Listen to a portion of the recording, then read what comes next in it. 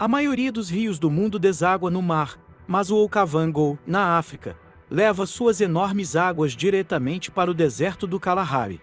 Parece que esse rio consegue fazer o impossível e desafiar a gravidade. O Okavango começa nas terras altas de Angola, percorre 1000 milhas como qualquer outro rio normal e depois desce para formar o maior delta interior da Terra. Conhecido como Pântano do Okavango, o delta tem encostas de terra caindo quase 150 pés, cerca de metade da altura da Estátua da Liberdade. A área onde o delta do Okavango está agora costumava fazer parte de um lago, que secou há cerca de 2000 anos. A água do Okavango leva vários meses para completar sua jornada, e a paisagem ali nunca é a mesma. O primeiro europeu a encontrar o delta foi o explorador escocês David Livingstone. Sim, o Dr. Livingstone, eu presumo. Quando ele o viu pela primeira vez, ficou chocado ao notar que a água parecia estar fluindo para trás e até subindo. Ele viu 2 cursos d'água fortes conectando o Okavango aos sistemas de zonas úmidas a leste. Décadas depois, outros exploradores os viram completamente secos. Vários anos depois, os cursos d'água voltaram a ficar cheios, continuando a esvaziar e encher, às vezes mudando de direção. Os cientistas conseguiram explicar esse mistério quando encontraram uma rede oculta de falhas. Parte do grande vale do Rift ou da areia. Quando ocorrem grandes terremotos, como o da Indonésia em 2004, a Terra desencadeia uma reação em cadeia. Pequenas rachaduras no subsolo mudam apenas o suficiente para enviar um fio de água rio abaixo e uma inundação começa, elevando os níveis de água. Além disso, em maio e junho, quando o inverno começa no hemisfério sul, as inundações trazem mais água doce e vida para o pântano. As ilhas ficam completamente submersas durante o pico das cheias e depois ressurgem no final da estação chuvosa.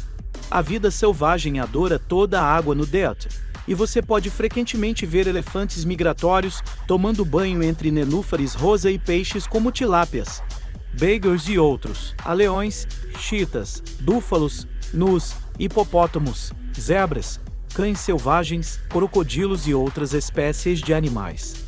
Cegonhas, ibis, garças, grouse e gansos gostam de voar por lá, junto com 450 espécies de aves. Embora o Okavango tenha muita água, que é inestimável no deserto, as pessoas raramente se instalam ao longo de suas margens. Um grande problema aqui é a mosca tsetse, mas se você estiver se sentindo aventureiro, pode vir aqui para um safari aquático.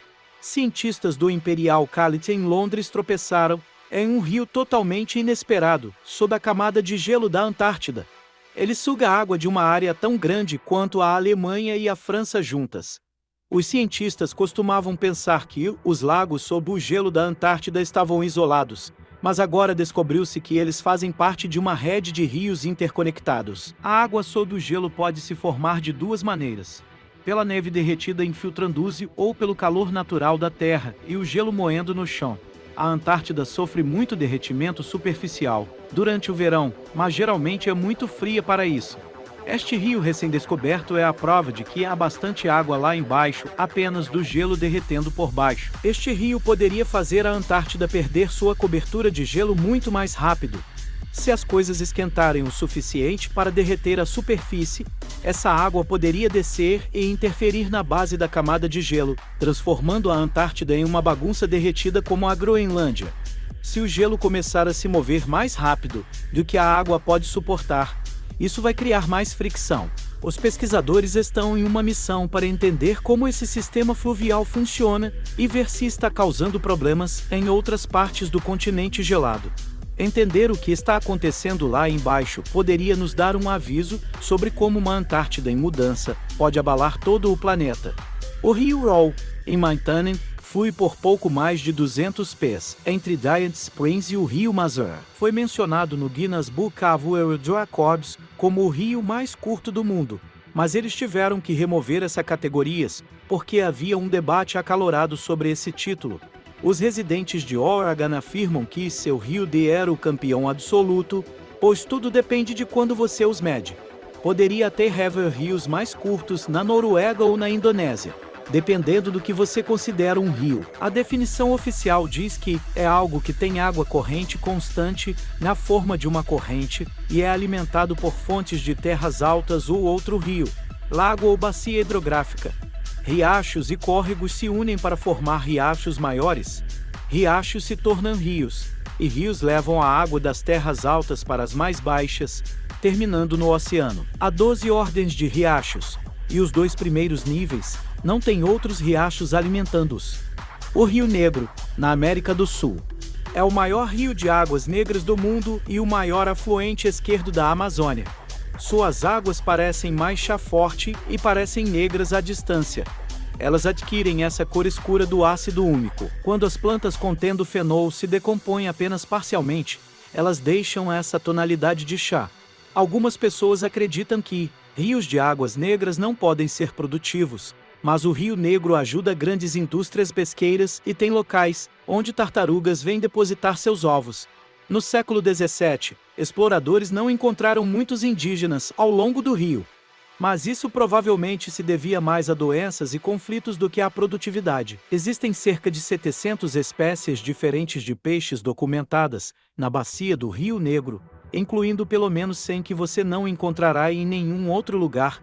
Muitos desses peixes acabam em aquários, como o popular tetra cardinal. Há um canal que conecta o Rio Negro ao Orinoco, outro grande rio na América do Sul. Muitas espécies aquáticas tentam se mover entre os rios, mas apenas as mais resistentes conseguem lidar com a mistura de seções de águas negras e claras naquele canal. Há um riacho único em Wyoming que deságua tanto no Pacífico quanto no Atlântico.